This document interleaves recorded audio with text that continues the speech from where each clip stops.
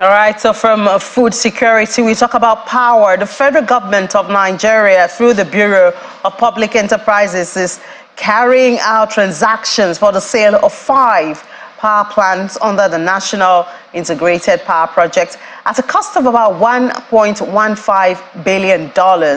And although sources familiar with the development explain that the cost of the plans should exceed $5 billion based on international benchmark. And they revealed that the BPE was planning to sell the facilities at a price that is just a little above $1.1 billion. Let's weigh in on this with Professor of Energy and Electricity Law, Professor Yemi Oke, well, joins us from Canada. It's good morning to you, Prof, even though it's afternoon right here. Thank you very much. It's actually morning in Edmonton here, and afternoon Nigerians back home. Sure. So let's just get right into this. The sale of the power plant is on one side, the costs is another. Why do you think we are even talking about the difference in the price? Is it that the federal government is trying to attract investment or attract buyers in this case? Is that why? Or perhaps it's just a notion. The 1.15 is good enough price for the 5 power plants? Thank you for the question. This is how I look at it. One, is it that the federal government is desperately in need of funds and they are in a hurry to sell off those assets? I would say yes, and I would say no. Of course, the federal government is in need of funds, and one of the options would be to sell off assets that are not doing well, as against putting more money in it. As I've said several times, federal government, unfortunately, has been spending much more in a supposedly privatized power sector, and that's not healthy for the country, a country in a hurry for development. So federal government needs money. Having resolved that, would that warrant you selling those better assets at a giveaway price or giveaway prices? The answer is no. Just like the privatization of the power entity itself, we felt the government was a bit in haste. The answer is federal government should privatize, should sell off some of those NIPPs, no doubt. But when and at what cost? Government should tarry a bit. Let's look at before the end of this year or early next year will be a good time to really sell off those assets. One, of course, the amount offered is a bit ridiculous, and I will have expected government grossing in like $3.5 to $4 billion. I'm not also going to go with the figures of $1.5 billion, which is allegedly offered for those assets. But we are talking of the asset now, we're talking of the 5 power plants under NIPP. We're talking of Viregu, which is vital and viable. We're talking of Olorun Shogo. We are talking of Omotosho. We're talking of Benin Hiobo and the Odukpami in Calabar. Those are very important assets of the federal government. And it's not the federal government alone. From the concept of NIPP, which was like an SPV of the Obasanjo administration to hold those assets, those power assets, they were funds that ought to have been shared by the 3 levels of government, the federal, the state, and local government. So the NIPP is owned by the federal government, by the state and local government. So this asset that we're talking about are assets of the federal government, the state government, and local government. So in selling them off, we need to get the best deal as much as possible. We shouldn't be in a hurry to sell off those assets. Definitely the country needs megawatts, and we need prudent, technically sound investors to put in the money around those assets so that Nigerians can benefit from it. But that wouldn't warrant selling them off at just giving prices. But when we go into the details of privatization, not just of power assets, of any asset whatsoever, is detailed. The procedure is detailed. The requirement is detailed. Of course, we must first carry out the DD. This is called due diligence. Due diligence is not something that is in the newspapers. These are where you display all the sensitive records of the asset to be sold or privatized. Then you call for bids. The investors will look at it and bid, and the bidding is confidential. So now I'm not going to say we're going to get $1.5 billion from it. Of course, there is the reserve prices, and there is of course the actual. So if federal government is offering those assets, for instance, like $200 million, a prudent investor after the DD may come to the conclusion that the asset is worth much more and may be willing to offer more. Of course, because of the nature of privatization, of bidding, so to speak. So if a player is offering $200 million, another one may attempt to outsmart and offer 250. Another one may outsmart by offering 300. So that's the essence of bidding. It has to be competitive. The process and the procedure is rigorous. One thing we need to be careful so that we don't go the way of the discourse. All right, we need to be very careful because we need to be sure those offering to buy those assets have what it takes in terms of financial capability and the technical way without to run it. All right, Prof, but it doesn't seem like we can get the government to change its mind. What powers do we have? Thank God you are also a lawyer. I mean, you are sound in electricity law. What rights do the people have? We've had this news for some days now. We've even tried to reach out to the BPE to get them to update us and tell us what's going on. That's not working. They just keep promising they will come back to us. We haven't seen that. So at the end of the day, we are just talking. At the end of the day, we will hear that these plans have already been sold. And then we get back into, as you have said, the same scenario with the discos. Well, we have powers as a people, and we can speak up. And though I do more of advisory and technical involvement now, if some of us who are serious players in this industry, if we feel otherwise that those assets have not been properly privatized or they've been sold at giveaway prices, I can assure you we're going to challenge the sale. And we're going to seek the court to set it aside. It's our asset, our collective asset, and we're Nigerians. Nobody should be afraid of speaking up or standing in the gap for the integrity of the system, for the betterment of Nigeria. As we say jokingly, that Nigeria must succeed by fire by force this time around. Under the current time, so we don't have the country is a country in a hurry for development now. If there is any reason or basis for assuming or for concluding that the sale, well, it's still speculation anyway. I'm not going to say the sale. The rumored sale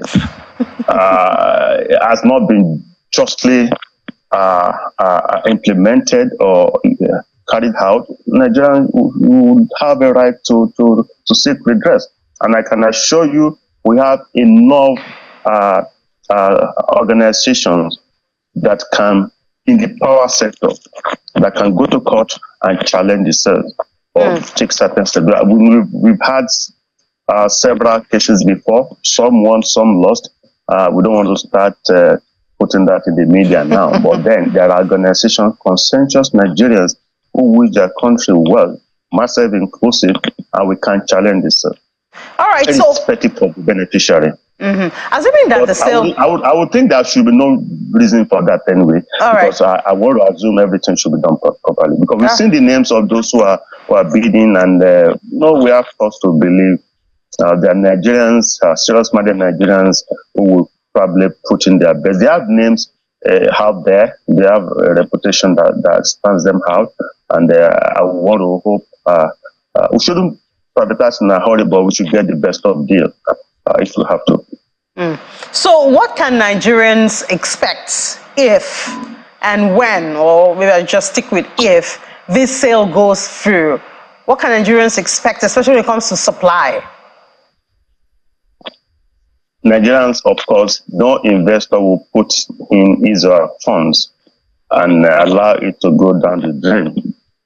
I will expect, as a Nigerian myself, I will expect that the new investors will reject those entities. It's not enough to raise funds to acquire an asset. Of course, we can always have access to acquisition financing, which was a challenge we had with those discos. Some entities raised money to buy those entities, and then they had no resources to revamp it, to rejig it so that to get to perform at optimal level. But I want to assume that won't be the same thing in respect of these 5 assets that we are talking about now. Geregu is huge. Omotosho, Olorunshogo, Binihoro, Irobo, and Odukwami, these are vital assets that could gross in up to 2,000 or more megawatts of electricity in Nigeria, and that's a lot. That's a lot compared to the 4,000 plus that we are struggling to have now. So investors putting in huge funds to acquire this asset, of course, would not want their money to go down the drain. They would also need to look for more capital to now run it properly. And we expect Nigerians now, of course, once we begin to have access to those supplies, of course, to pay for electricity consumed and not exactly. That's also the challenge on the side of consumers. I've always argued that it is criminal to consume electricity and not pay. It is also illegal to force Nigerians to pay for electricity not. So in between those extremes, we need to strike a good balance, because the investors now, once they invested and they start to put out the megawatts for Nigerians should be ready to pay for those megawatts, and of course, so that we can start to grow our country. Yeah, but so, I'm optimistic anyway. I'm very optimistic. So, Prof, you know, that just in there. Yeah. That reminds me that the discos still call for a cost-reflective tariff. You know, and on the other hand, we have talks of subsidy in the electricity sector. You know, so as I said, Nigerians are waiting to get supply before they, you know, they want to pay or want to pay more than what they are paying. While on the other hand, the operators are saying, we do need this fund to even give you supply. So it seems like a very delicate balance that we don't know where to start from.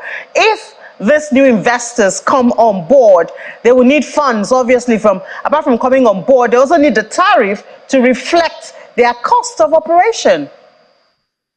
Look, I don't want to sound like a prophet of doom. Of course, power is not cheap anywhere in the world. What we have been advocating is we should have supplies, and we'll give Nigerians the benefit of options to manage their consumption levels. Of course, that's why we talked about extensive metering system. If we are going to increase the cost unit of electricity, you are saying, oh, I'm going to pay more, then I should be able to decide for myself whether I can afford 2 hours of consumption per day or 10 hours. And that will only be possible if I'm duly metered. I may decide to put myself in darkness for 23 hours and use it for 1 hour to hire my truck to go to work, or to, of course, set myself, put on my fan to sleep for an hour or thereabouts. So Nigerians should be able to control their consumption pattern on levels. If they are going to jack up tariffs, that's not a problem. So that will happen. Then I have strongly advocated that there is too much subsidy in the overall in the energy sector. When we talk of energy sector, we're talking of gas, we're talking of petroleum sector, we're talking of the power sector. There is too much subsidy from the federal government in the energy sector. We just resell out of the subsidy in the petroleum sector when with the coming on board of the additional President Bola Ahmed Tinubu. when subsidy was removed from the petroleum. But Nigerians are not aware. A lot of Nigerians are not aware that there's huge subsidy in the power sector. The power sector subsidy is humongous and it's not acceptable. Because the subsidy regime in the power sector is also not as transparent as what one would have expected. And I blame the regulator who is in charge of that. Because power sector is heavily subsidized. And government is also heavily investing in the power sector. And on papers, the power sector has been privatized. Then we are spending much more. It doesn't make sense to me as a player, as a stakeholder in the sector. It doesn't make sense to any government. It doesn't make sense in any mathematics. It doesn't make sense in anybody's economics. So we need to start to think seriously about how to undo or stem the tide of wasteful subsidies in the power sector. So when these assets are sold, I'm strongly in support of the sale of those assets. I can't speak for government as to the timing, but I would rather delay it to the end of the year or early next year. But if it's good to go now, that's not a problem, provided we're maximizing the gains of our investment as a country from it. All right, but Prof. the subsidy in the power sector should be reduced, and we should encourage more investment in the power sector the way we are going, so that Nigeria will start to have megawatts, but Nigerians also should be prepared to pay for more. It's cost-reflective tariff. I don't support the cost-reflective tariff. You raised that important point, and I just want to say something on it for 1 minute, if you allow me. When you talk of cost-reflective tariff, you are saying the discos should be able to reflect the cost of production of those megawatts, which is wrong. One, the costs are humongous.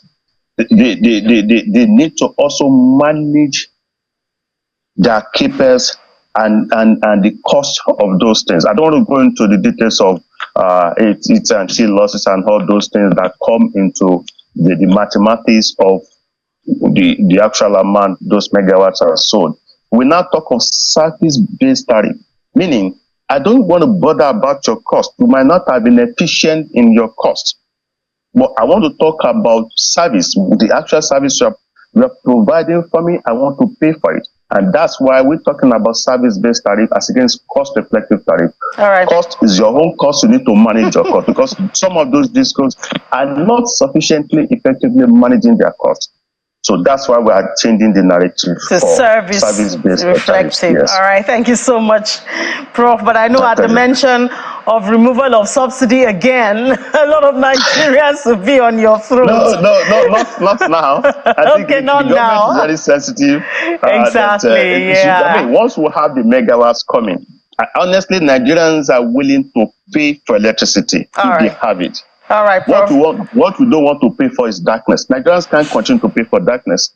That's what we're saying. But I'm sure if you have the megawatts, we'll pay, because it's still cheaper than running on diesel and petrol. All right, Prof. Professor Yemi, okay, thank you so much for those insights. Professor of Energy and Electricity Law, thank you.